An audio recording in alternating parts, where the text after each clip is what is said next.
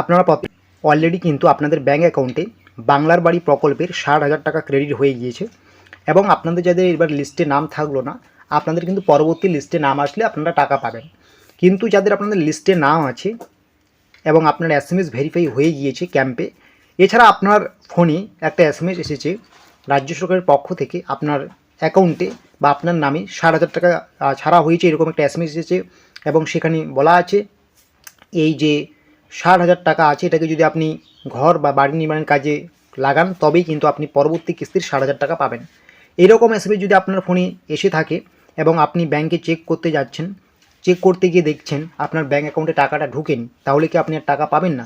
কেন এরকমটা হচ্ছে সমস্ত কিছুই আজকে আপনারা জানতে পারবেন আমাদের এই বিশেষ আলোচনায়। এবং আপনাদের বলবো, আপনাদের নিয়ে একটা গুরুত্বপূর্ণ গ্রুপ খোলা হয়েছে, হোয়াটসঅ্যাপ গ্রুপ।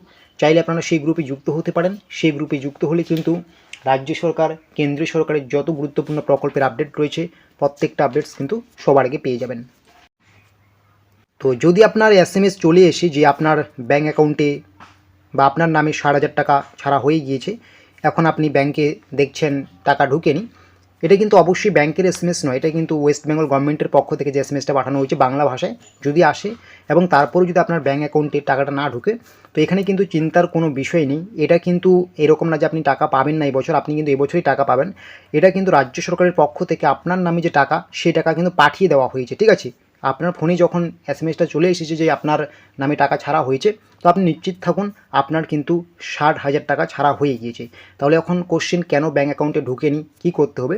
এটা আসলে আপনার ব্যাংকের যে প্রবলেম, সেই ব্যাংকের প্রবলেমের জন্য কিন্তু আপনার ব্যাঙ্ক অ্যাকাউন্টে এই 60,000 টাকাটা ক্রেডিট হয়নি, বুঝতে পারছেন? এখন এটার সমাধান কী করে করবেন?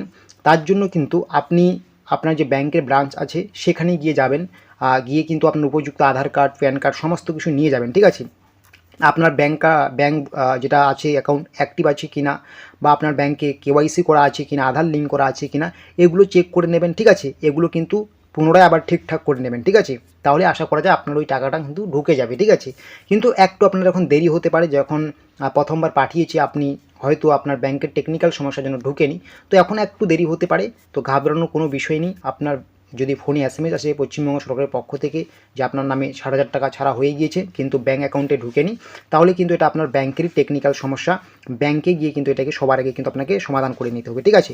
তো আশা করি বুঝতে পারছেন, যাদের নামে SMS এসেছে কিন্তু ব্যাংকে টাকা ঢুকেনি, আপনারা একটা ক্লিয়ার ধারণা পেয়েছেন।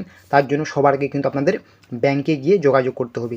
তো আজকের এই আপডেট আপনাদের কীরকম লাগলো সেটা কিন্তু কমেন্ট বক্সে লিখে জানাবেন, এবং পরবর্তীতে আপনারা কীরকম আপডেট পেতে চান সেটাও কিন্তু জানাবেন। এবং অবশ্যই নতুন হয়ে থাকলে আমাদের ডিজিটাল এক্সপ্রেসকে কিন্তু সাবস্ক্রাইব করে নোটিফিকেশনটাকে অন করে রাখবেন।